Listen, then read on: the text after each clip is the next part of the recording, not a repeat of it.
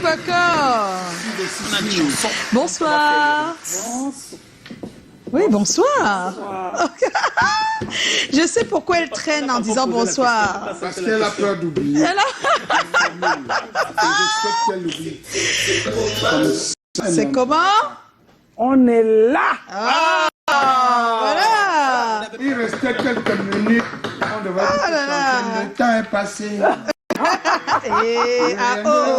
Et le temps est passé. Et de la vie. Le temps est passé. J'ai appris ça depuis là où je sors là. Le fond, c'est encore quoi? Franchement, c'est comme ça. Voilà. Bienvenue. Merci. Bienvenue. Oui. Ici, c'est chez toi. Voilà. Merci, Alors, bien sûr. c'est Joe qui a la première question. J'ai la première question. J'ai la première question. Marchinelle, Alors, quel était le score du match Argentine-France Faut pas me faire mal. Hein. après les 90 minutes? Non, c'est pas ça la vraie question. La vraie question, c'est Sissi Dipoko, tu es un grand nom de la musique aujourd'hui, africaine, à l'échelle du monde. C'est pas moi, hein, c'est les livres d'histoire qui le disent.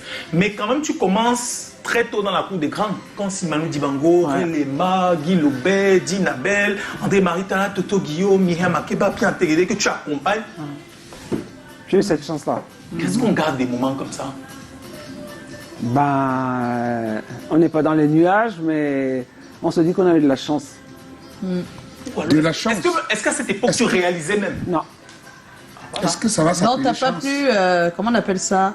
T'as pas pu jouir vraiment psychologiquement? Si. Non, psychologiquement, hein, je parle pas de matériel, je dis jouir de ce comprends. moment La première année, j'étais un peu dans dans les vapes. Dans les vapes. Je dis, mais est-ce que c'est moi qui vois ça? Est-ce que c'est moi qui fais ça? Est-ce que c'est moi qui suis là? Mais il faut dire que les personnes en question sont tellement, certaines d'entre elles sont tellement, elles comprennent l'état d'être dans lequel j'étais, qu'elles te mettaient à l'aise, Myriam Makeba, Nina Simone, c'est-à-dire que vraiment...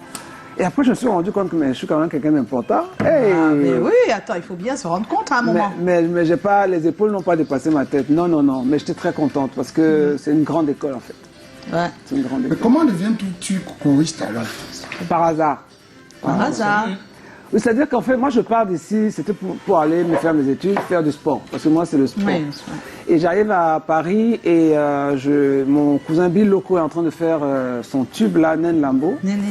Et je me balade, je vais assister à son studio et il me dit j'ai besoin d'une autre voix parce qu'il avait que 2 filles. Et comme je parle grave, j'ai toujours parlé grave comme ça, il me dit, bon je dis que moi je chante pas, hein. Il me dit non c'est pas grave, prends les mots, apprends la phrase et renforce derrière. C'est comme ça que j'ai commencé à chanter, tout simplement. Et son disque, cette chanson a fait un tabac, vrai, je crois que c'était le premier disque africain qui était joué dans les boîtes de nuit françaises. Mais Bill Loco a fait un Cœur Samba, La Panthère Rose, c'était grave. Et sur ces entrefaites, Manu revient de son contrat de la Côte d'Ivoire et il entend une chanson en douala, en patois, qui chauffe et qui est chantée par des filles, enfin par des femmes en douala et en patois. Il dit mais elles sont où? Depuis je cherche les choristes camerounaises. On disait à l'époque où c'est rare. Oui, non, il n'y en avait pas. Il n'y en avait pas. Il chantait qu'avec les antillaises et les françaises. Or, il n'y a pas l'accent. Il n'y a pas l'accent. Donc il nous a convoqués, il a demandé à Bill est-ce que je peux les voir? Il nous a vus. Et on a passé un test, il s'est mis au piano et il a demandé à chacune de chanter une chanson. Moi j'ai chanté Françoise. Alors, c'était quoi ta relation avec la musique déjà avant d'arriver en France? C'était quoi ta relation? Je suis fille de choriste et de chantre. Fallait que mon père chantait à la chorale 101. C'était l'un des maîtres de la chorale 101. Donc mais c'est la musique gospel. Oui, bien sûr. Ma mère, c'était une choriste des femmes. Bon, j'ai grandi dans la musique. Mon oncle Gualotine, c'est ce que vous connaissez. Oui. Francis Bébé, c'est le cousin de ma mère. Donc j'ai grandi dans la musique. Mais est-ce que tu chantais? Non. Tu les écoutais juste? Non, j'adorais. J'écoutais, c'est tout, mais ça ne m'intéressait pas. Ah, d'accord. C'est ça quand mon père il a su que je faisais la musique, il a pété les plombs. Il a dit, mais je t'ai pas envoyé là-bas pour ça. Il a coupé les vivres. Il a coupé les vivres? Ah! Il m'a coupé les vivres, carrément.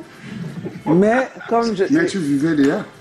Non, je ne vivais pas encore parce que j'ai fait une année avant que je ne rencontre Manu et donc, je travaillais, enfin, j'étais mannequin chez Paco Rabanne. Mannequin, en fait. voilà. J'étais mannequin chez Paco Rabanne. Et ça aussi, il n'a pas piqué une crise? Ça, il préférait. Ah? Il préférait. Alors que c'est un monde terrible. Hein. Voilà, oui, c'est vraiment bizarre. J'ai beau lui expliquer que c'est pas le milieu, surtout pour les filles noires, c'est compliqué. Bon, après j'ai dit, ok, je me lance, j'ai dit tant pis. Donc, en fait, c'était défilé qui te faisait... tu vivais grâce à tes défilés. Oui, parce que j'étais les régies de Paco Rabanne, même en termes de profil pour ses disques, même en termes j'étais grand noir et tout, j'étais encore bien noir, j'étais plus noir que toi. Oui. Et ça, il aimait beaucoup. Et comment le teint là? C'est le Cameroun? Oui, j'étais comme moi. Non, mon Dieu. Non, moi, alors, c'est grave. Non, ça, toi, non, toi, c'est vraiment grave. Non, moi, on ne peut même pas m'accepter. Non. On ne peut pas t'accepter comme mannequin. Si, justement. En ce moment, non, mais on te prend sans problème. Ah bon? Tu as vu les mannequins noirs? Mais il te faut faire un peu de sport quand même. Oui, il faut. Non, le ventre là. Et trouver un bon manager. Non, j'ai pas un gros ventre. Ah bon? C'est pas le casting. C'est les sauts de chocolat. C'est juste les sauts de chocolat. D'autres sont les plaquettes. Là, tu as les sauts. D'autres sont les plaquettes, moi, les sauts. Je suis l'ami de Soukous Makoul, non? Non, lui, c'est... Tu l'as vu, il est là. Lui, c'est grave. Il peut parler comme ça, il va m'appeler Caragon. Qu'est-ce que tu as dit? Alors, tu as longtemps été aux côtés de Manu Dibango. Comment tu l'as rencontré et comment il te prend sous son aile? Je pense que tu as déjà raconté comment tu l'as rencontré. C'était ta première fois de le rencontrer ce jour où il demande à vous voir? C'est la première fois que je le rencontrais, mais je le connaissais comme tout le monde parce que c'était l'un des meilleurs amis de mon oncle, Guy Black, qui a créé la radio camerounaise. Oui. Mais je n'avais jamais approché. Et quand d'ailleurs il nous a convoqués pour passer le casting, je ne lui ai pas dit qui j'étais. Moi je le connaissais, mais lui ne me connaissait pas. D'accord. Je ne lui ai pas dit qui j'étais. C'est après. Tu peux être difficile, hein? Non. Elle voulait voir. Non, je voulais qu'on me prenne pour ce que je suis. C'est ça. Et on a fait 2 ans ensemble. Il savait, je lui ai rien dit. Hein. C'est quand on vient. Bon, voilà, exactement. Pour le clip. C'est quand on vient pour ça au Cameroun que sa mère lui dit que est-ce que tu connais la fille avec qui tu chantais? Il dit non, c'est une chorégraphe que j'ai rencontrée. La maman a mis les mains sur la tête. C'est la nièce d'Oggy Black. Il dit quoi? Si. Il dit tonton, tu me connaissais? Je dis bien sûr qu'il ne te connaît pas. Mais pourquoi tu ne m'as pas dit? Je dis que parce qu'il fallait que tu me prennes vraiment pour la valeur que je peux apporter, puisque je découvrais ce métier-là. Non, il faut toujours dire, parce que parfois, heureusement que papa Manu, c'était un qui était lui naturel, simple. Il a les peurs cranchants comme ça. Ah bon, il allait trancher. Il a tranché. Oh, quel gant! Il a les peurs ici. Quel peur! Les peurs, tu blagues comme ça, il dit seulement que bienvenue ma fille. On se verra. Alors, comment travaillez-vous les chœurs à cette époque? Comment ça se passait? Ben, les artistes arrivaient en France. Et puis Touré, parce qu'à l'époque c'était Touré et Toto Guillaume qui étaient les maîtres de la danse. Donc, quand je commence donc, je découvre petit à petit ce don-là que je ne connaissais pas. Je commence à travailler avec Manu, parce que c'est en fait avec Manu que je commence réellement à faire les chœurs. Et mes collègues, mes frères camerounais commencent à me demander de venir chanter pour eux, Et j'ai créé on crée un groupe de 3 choristes camerounais qu'on appelait l'équipe nationale du Makossa, et on commence à faire les chœurs partout. Voilà, c'est comme ça que comme ça on voit vos noms sur tous les disques. Oui, sur tous les disques, c'est ça. Ah oui, moi c'est là que j'ai vu ton nom pour la première fois. Ça c'est sûr. Oui. Je tourne toujours les disques pour voir qui a fait quoi. Qui a fait quoi, et Sissi Dipoko. Sissi Dipoko. Titi Florence, Irène Essomo. Mais le gros nom c'était Sissi Dipoko. Ça il faut dire la vérité.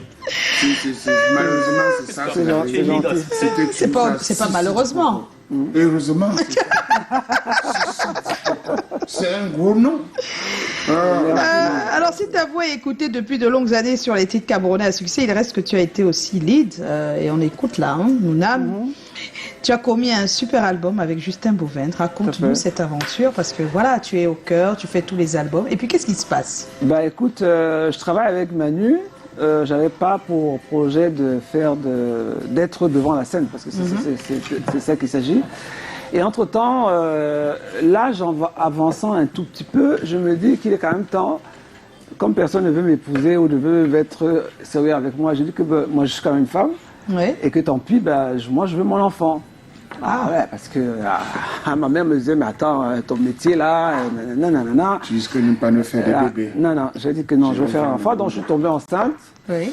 Et j'ai caché. Ah, Caladan. Je suis venu ici pour que tu me décortiques.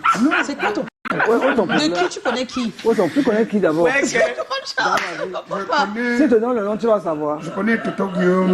Non. Ah, non, mais ça, c'est son. Non, les musiciens, jamais. Non, c'est ça. Les musiciens, jamais. Non. Moi, c'était Proscrit. Pas derrière. jamais avec les musiciens. Voilà. Jamais. Jamais avec les musiciens ou jamais avec les vraiment fait collègues. l'exception, maman. Jamais avec les collègues, si tu veux ça comme ça. Ah oui, parce que- Mes collègues sont quoi? Ils sont pas C'est un musiciens. musicien. Non, mais parce que jamais avec les musiciens, ça peut être entendu autrement. Donc- On peut dire jamais avec les musiciens quand on est footballeur, par exemple.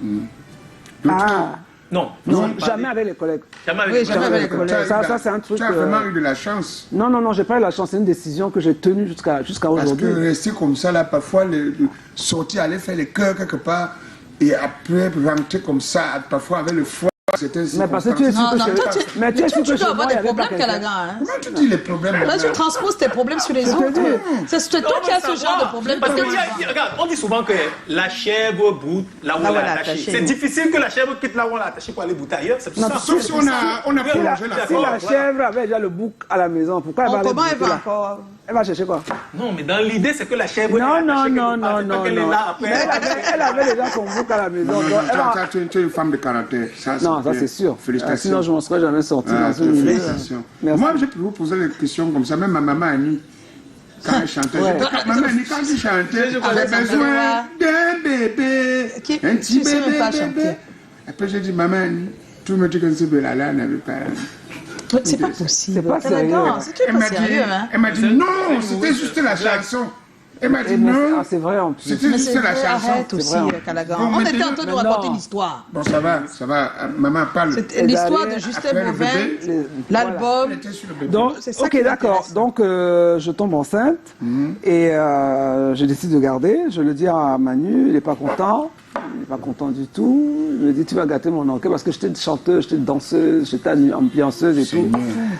Et quand j'ai eu 7 mois, le dernier concert que j'ai fait, c'était en Allemagne, il m'a dit, bon, à partir d'aujourd'hui, tu arrêtes parce que j'ai pas envie que ta mère me demande comment tu as fait pour accoucher sur scène. Donc, j'ai arrêté. On s'est séparés, j'ai eu mon fils. Oui. Et quand il a eu 3 ans, Justin m'a dit, bon, tu ne veux pas avoir fait tout ce parcours, rencontrer tous ces gens que tu as rencontrés, et tu viens t'asseoir à la maison pour retourner au studio seulement. Non, madame, il faut qu'on fasse quelque chose. C'est Justin. Ah, c'est lui qui Non, c'est a Justin, c'est impulsé. Justin. C'est-à-dire que si me... Au début, c'était Bill Loco. Ouais. Après, c'est Justin. Non, s'il me forçait Donc, pas... en fait, toi, tu non, voulais quoi? non. Moi, je n'avais pas...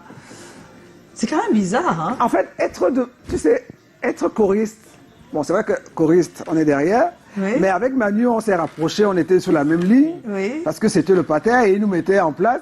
Mais des fois, quand je chantais, je regardais, mais il me dit, tu regardes toujours tes pieds, tu es timide. Oui, Toi, tu es enfin, timide. Je dis que mais je suis une grande timide, en fait. Et ça, je ne le savais pas. Oui. Et il me dit, mais il faut qu'on fasse. J'ai dit que non. Qui? Moi, me retrouver devant un micro. Non, je ne peux pas. Mais est-ce que c'est pas le métier de choriste qui fait ça? À force Je de le pense. faire, tu as une habitude à Tu as une tout habitude que à tout- oui, tu es protégé derrière. Derrière, tu tu n'es pas, peux faire, tu reçois pas les cailloux, les tomates et machin, donc tu es tranquille. Maintenant, Justin me dit, tu dois te mettre devant. J'ai dit, juste.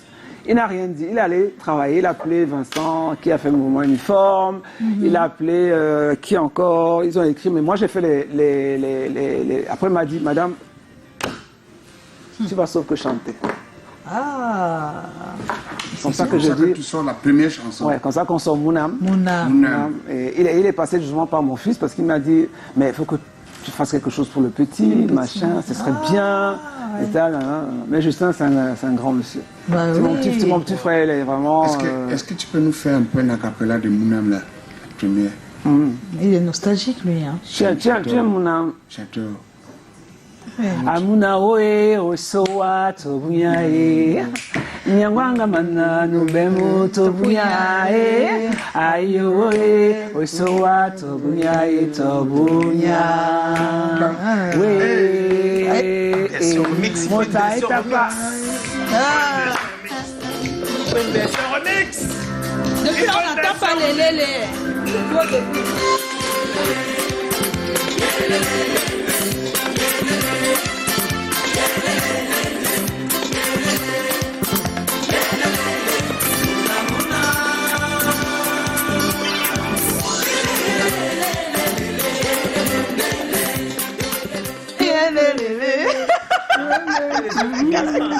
C'est-à-dire, tu ne peux pas savoir ce que la chanson s'y m'a fait.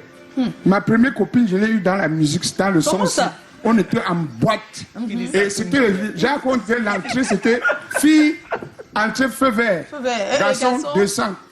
Entrée 200 au foyer. Tu as payé 200. J'ai payé 200. D'accord. Voilà, fille, entrée feu vert.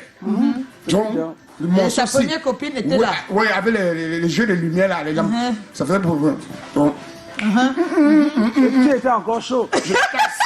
je casse, je colle un peu, je rentre.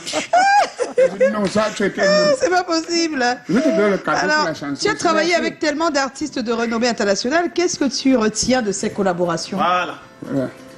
Ben, je retiens ce que je suis aujourd'hui, c'est une grande école qui m'a permis de voyager et de visiter beaucoup d'univers. C'est une grande richesse, je pense. Est-ce que tu as des anecdotes, quelque chose qui t'a touché énormément? Ouais, celle-là, je ne peux pas lever. Nina Simone. Nina Simone. Alors? On va en concert aux États-Unis et on était, il y avait moi, il y avait, je crois, Florence, et il y avait quelqu'un d'autre. Et on chante. Et puis, elle se rend compte qu'on veut un peu américaniser notre chant. On chante, elle ne dit rien. On finit de chanter, elle nous appelle, et moi particulièrement, elle me dit, tu sais ma fille, si les Africaines peuvent chanter comme les Américaines, les Américaines ne peuvent pas chanter comme les Africaines. Garde ton accent, garde le timbre que tu as là. Nous, on ne peut pas chanter comme vous. N'imitez pas. Ça, je ne peux pas oublier ça. Je ne peux pas oublier ça. Et donc, je suis restée, et moi, je ne fais pas ce qu'on appelle en musique, je ne fais pas des vibes. Elle me dit que les vibes, on se cache. C'est pour masquer un manque dans la voix quelque part. Laisse ta voix casser, parce que moi j'ai naturellement comme ça. Mais maintenant avec l'opération, ça encore accentué. D'ailleurs le 23, vous allez découvrir, vous allez entendre ce son-là, mais ce ne sera pas ce son-là, parce que je ne peux plus chanter comme ça. Ah oui, c'était très...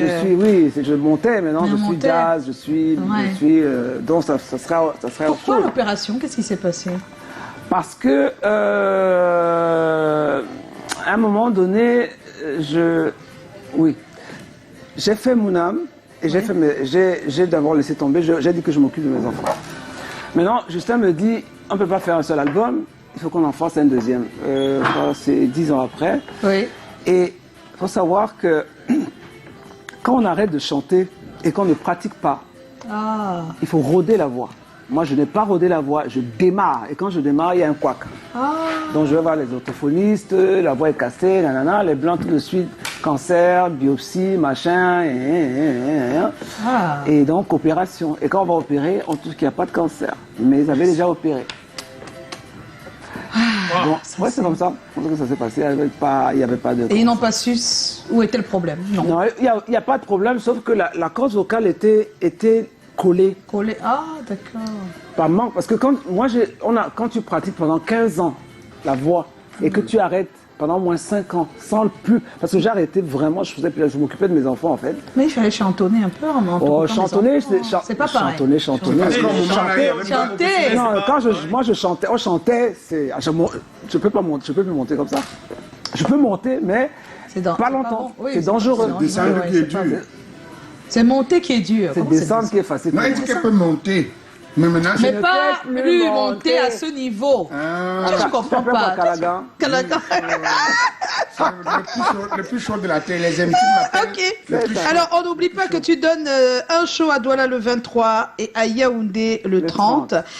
Qu'est-ce que tu prépares? Qu'est-ce qu'on aura? Quelles sont les surprises? Bon, tu vas pas tout dire parce que... Non, en fait...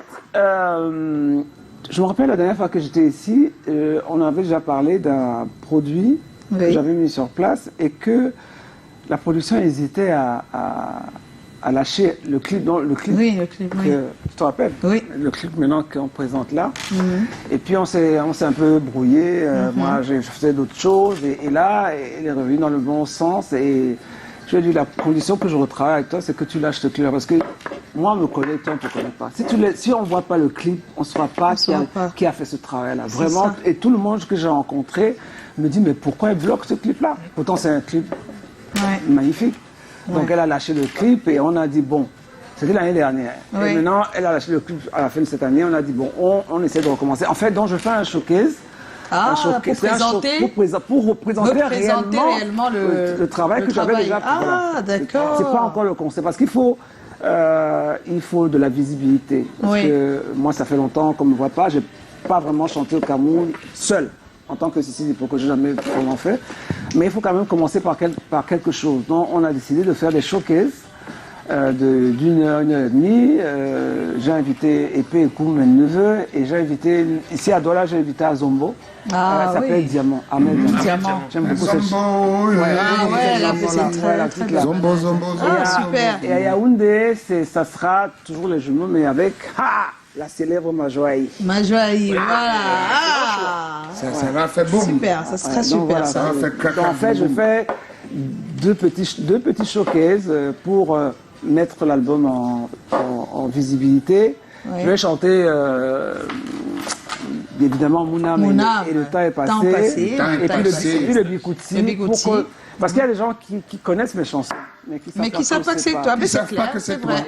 Il y a Zeno Franck qui dit « Bonsoir Sissi Dipoko, comment trouves-tu la nouvelle génération musicale ?» C'est Franck depuis Mbouda. Merci. Dans la nouvelle génération musicale, il y a deux courants. Il y a un courant qui est bien. Il y a Daphné, il y a Mr. Léo, il y a Loco, il y a des chanteuses. Il y a Nanga, il y a Sandrine, il y en a. Alain Chris. Non, ne commence pas. Calagan. Il ne l'écoute pas. Non, mais même il l'écoute, mais ne fait pas maintenant, attention. il y a un autre courant qui est un peu brouillon. Ah, brouillon. Qui est un peu brouillon. Je veux pas. On me dit que je suis très très dur, mais. Le tout pour faire un monde. Mais oui, je sais. Il y a des brouillons partout, on est d'accord. Mais on a d'autres dit ici, on sent que c'est brouillon. Tu n'as pas parlé de nom. La dernière fois, j'avais prononcé le nom, là, on m'a ramassé. Dans tous les cas, on a compris. Il y a un pan qui. Mais on dit la même chose de votre génération, qui avait des brouillons. Mais c'est la même chose. C'est la même chose. Il y avait des brouillons, mais même les brouillons là passaient toujours. Non, ça passait parce qu'il y avait du vide. Voilà, c'est ça en fait. Quand il y a du vide, c'est ça. Que j'avais écouté au moment là, qui grillait les hérissons. Oh, d'accord. On a accompagné de Sissi Dipoko.